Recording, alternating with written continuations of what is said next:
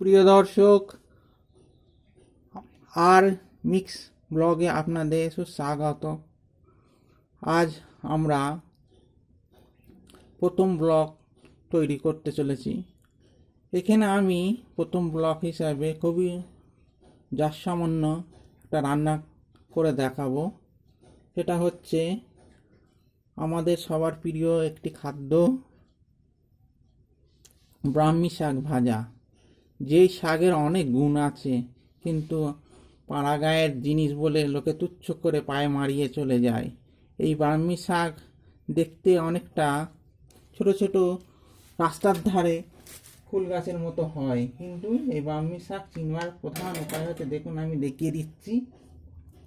এই দেখুন ব্রাহ্মী শাক, এটা হচ্ছে ব্রাহ্মী শাক। আর আমি আলু দিয়ে এখানে ভাজবো। তো চলুন এই শাক ভাজা আরম্ভ করি।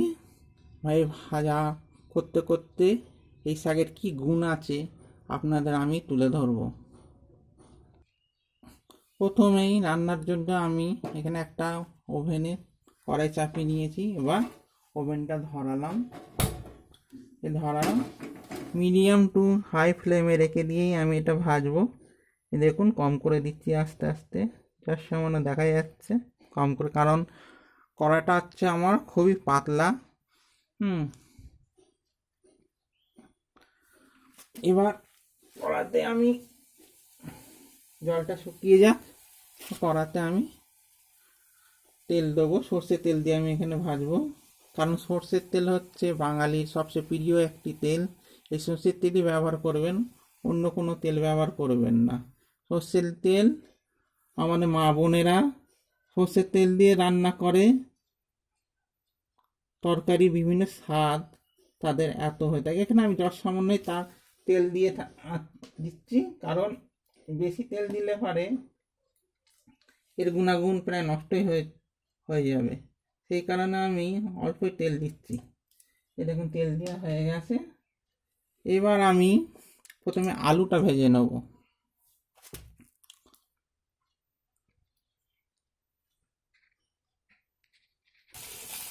আলুটা ভেজে নিচ্ছি। দেখুন ছোট ছোট করে গোটো গোটো করে আলুটা কেটে রেখেছিলাম। এই আলু এরকমভাবে কেটে রাখবেন, লাল লাল করে ভেজে নেবেন।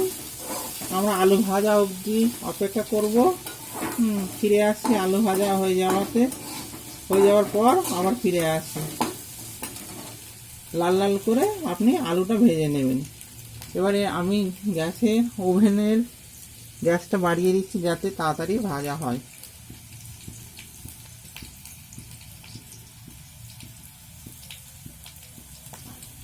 আলু ভাজা হচ্ছে।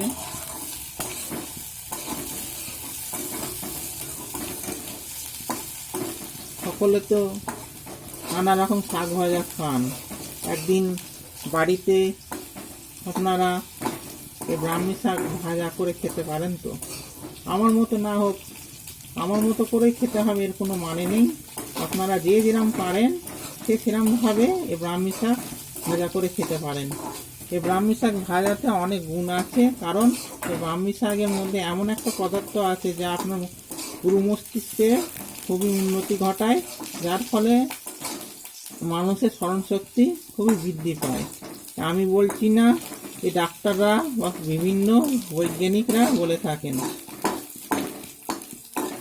এটা স্বাদ বৃদ্ধি করার জন্যে আমি এর ভেতরে একটা লঙ্কা এবং রসুন অ্যাড করব। পাশে আলুগুলিকে সরিয়ে রাখলাম। এই একটা কাঁচা লঙ্কা এবং একটা কুচনো রসুন অ্যাড করলাম। এটা ভালো করে ভেজে নেব। তারপর আমি ব্রাহ্মী শাকটা দিয়ে সামান্য নেড়েচেড়ে নামিয়ে নেব। এতে এর গুণাগুণও বজায় থাকবে এবং সুস্বাদু আপনি পাবেন। যে ব্রাহ্মী শাক কত একটি উপকারী শাক, আপনারা না জানলে, যদি না জানেন তাহলে আমার কাছ থেকে জেনে নিন।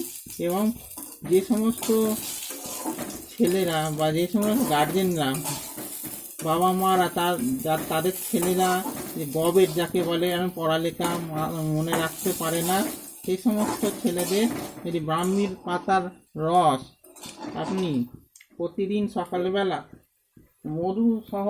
মধু দিয়ে যদি খাওয়াতে পারেন তাদের স্মরণশক্তি বৃদ্ধি পাবে। এবং এটাও বৃদ্ধি পায়, তবে সেরকম বৃদ্ধি পায় না। আমি এখানে ব্রাহ্মী শাকটা দিয়ে দিয়েছি। এবার আমি যত সামান্য নুন দিয়ে এটা ঢেকে রেখে দেবো।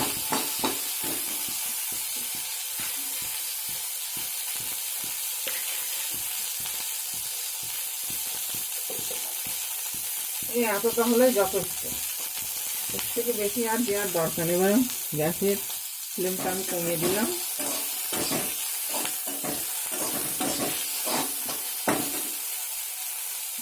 একটু জল দেবো যাতে জিনিসটা সিদ্ধ হয় ভালো করে। আলাদা জল দিলাম।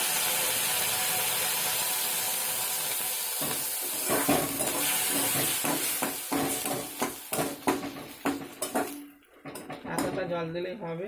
এবার ফ্লেমটা বাড়িয়ে দেবো, দিয়ে ঢাকা দিয়ে রেখে দেবো। টুলবুট করলে পরে নামিয়ে নেব। তো প্রিয় দর্শকরা, আমার এই আর মিক্স ব্লকে আপনারা যে শাকের গুণাগুণ বললাম, এটি হচ্ছে ব্রাহ্মী শাক। ব্রাহ্মী শাক খুবই একটি উপকারী শাক। এই উপকারী শাক আমরা তুচ্ছ বলে মনে করে পায়ের মারিয়ে চলে যায়, কিন্তু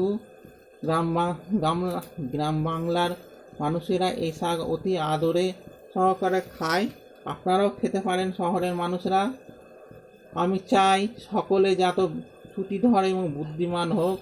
এই বাংলার ঘরে ঘরে মানুষ শ্রুতিধর এবং বুদ্ধিমান হোক। যারা অল্প শ্রুতিধর এবং যাদের মাথায় পড়ালেখা কিছুই থাকতে চায় না, তাদের বাপ মায়ের কাছে অনুরোধ, তারা যেন এই ব্রাহ্মী শাক তাদের ছেলে মেয়েদের করে ভাজা করে খাওয়াতে পারে। কেউ আবার চচ্চড়ি করেও খাওয়াতে পারে। কেউ পারলে ব্রাহ্মী শাকের রস করে মধুর সাথে খাওয়ালে আরও উপকার পাবে। তো 1 সপ্তাহ লাগাতার খাইয়ে যাবেন, এবং আপনি যদি চান সারা জীবন খাওয়াতে পারেন। তবে মানুষ এই শাকটা অনেকটা তেতো বলে অনেকে খেতে চায় না। তবে সুপ্রিয় দর্শক, কথা বলতে বলতে এখানে মনে হচ্ছে আমাদের ব্রাহ্মী শাক ভাজাটা হয়ে এসেছে। হ্যাঁ, জলটা বেশ শুকিয়ে এসেছে। একটু নেড়ে দিয়ে দেখুন এর জলটা শুকিয়ে এসেছে। আপনারা দেখতে পাচ্ছেন জলটা শুকনো হয়ে এসেছে। বেশি না নাড়াই ভালো।